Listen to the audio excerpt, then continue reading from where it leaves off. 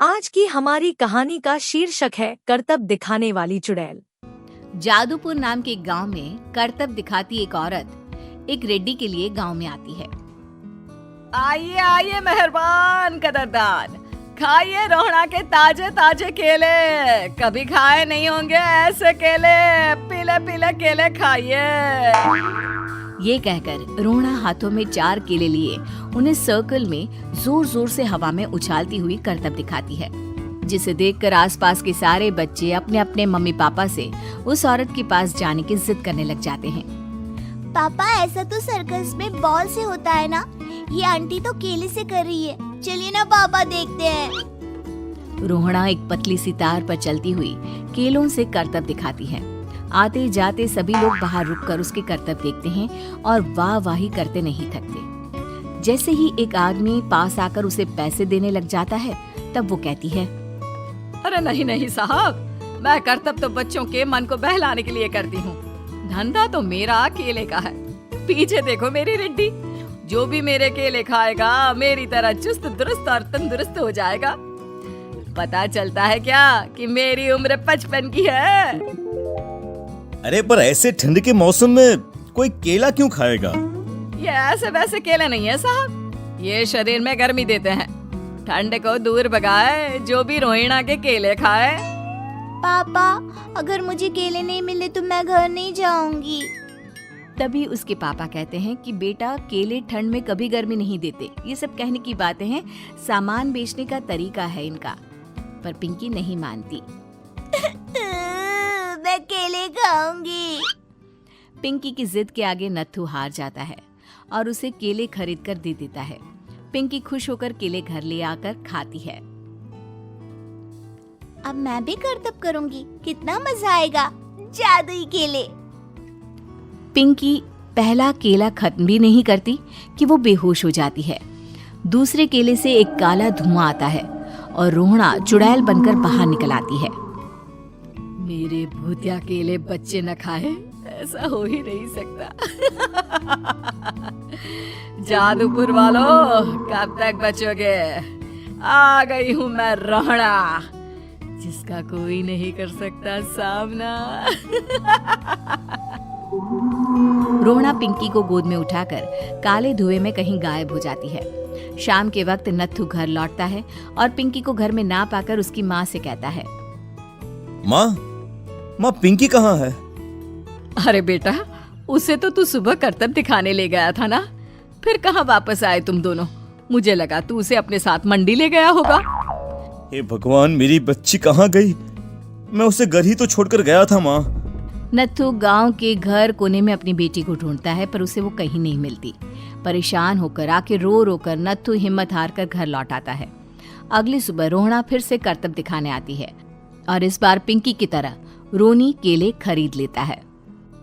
50 रुपए दिए थे पापा ने, सारे पैसों की मैंने केले खरीद लिए हैं। अब मैं भी आंटी की तरह ही करतबबाज बन जाऊंगा। यही सोचते हुए रोनी केले खाता है और पहला अकेला केला आधा खत्म भी नहीं करता कि चुड़ैल उसके सामने आ जाती है। मेरे साथ चलने का समय आ गया है रोनी। ये तो बस शुरुआत है। अब इस गांव के सारे बच्चे धीरे धीरे मेरे कब्जे में होंगे, एक बच्चा भी नहीं बचेगा। ये कहकर रोना रोनी को गोद में लेकर काले धुएं में अदृश्य हो जाती है। इसके बाद हर रोज गांव में से कोई ना कोई बच्चा गायब होता, पर ऐसा क्यों हो रहा है किसी को भी समझ में नहीं आ पा रहा था। रोज की तरह अपनी बेटी पिंकी की तलाश में नत्थू गांव के एक तालाब के पास बैठा रो रहा था। कहाँ गई मेरी पिंकी? शकुंतला के जाने के बाद एक वही तो मेरा सहारा थी। अरे उसकी आत्मा कोस रही होगी मुझे कि मैं अपनी बच्ची को संभाल भी नहीं पाया। नत्थू ये कहता हुआ रो ही रहा था कि तभी तालाब में से उसे शकुंतला की आवाज सुनाई देती है। कहाँ थी तुम शकुंतला? हमारी बच्ची और सारे गायब हुए बच्चे रोहड़ा के कब्जे में हैं। वो बच्चों को जो केले देती है उससे बच्चे बेहोश हो जाते हैं और उसके कब्जे में आ जाते हैं और वो उन्हें ले जाकर काली दुनिया में ले जाती है। पर वो ऐसा क्यों कर रही है?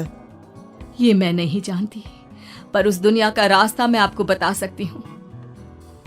जहाँ ये नदी खत्म होती है वहाँ एक केले का पेड़ है, उसके नीचे एक दरवाजा है, वहीं से रास्ता जाता है उस दुनिया का। ये कहकर शकुंतला की आत्मा गायब हो जाती है। गांव के सभी लोग झुंड बनाकर उसी रास्ते से काली दुनिया में चले जाते हैं और वहाँ देखते हैं कि सारे बच्चे वहाँ काम कर रहे थे। पापा, मुझे ले चलो यहाँ से। पापा, पापा। सभी बच्चे अपने मम्मी पापा से लिपट जाते हैं। तो तुम लोग यहाँ तक आ गए? क्यों हमारे बच्चों को पकड़ लिया तूने? तुझे शिकार ही बनाना है तो ले, हम सब आ गए हैं, हमें खा ले। नहीं, मुझे बच्चे चाहिए, मेरे बच्चे के बदले तुम लोगों के बच्चे। क्या मतलब? मैं इसी गांव में रहने वाली एक औरत थी। केले की चोरी के इल्जाम में मेरे बेटे को गांव वालों ने इतना मारा कि वो मर गया।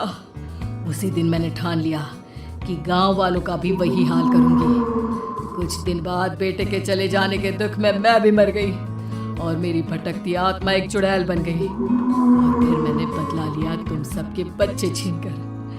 बर्दाश्त नहीं कर पाए ना, सोचो मुझ पर क्या बीती होगी।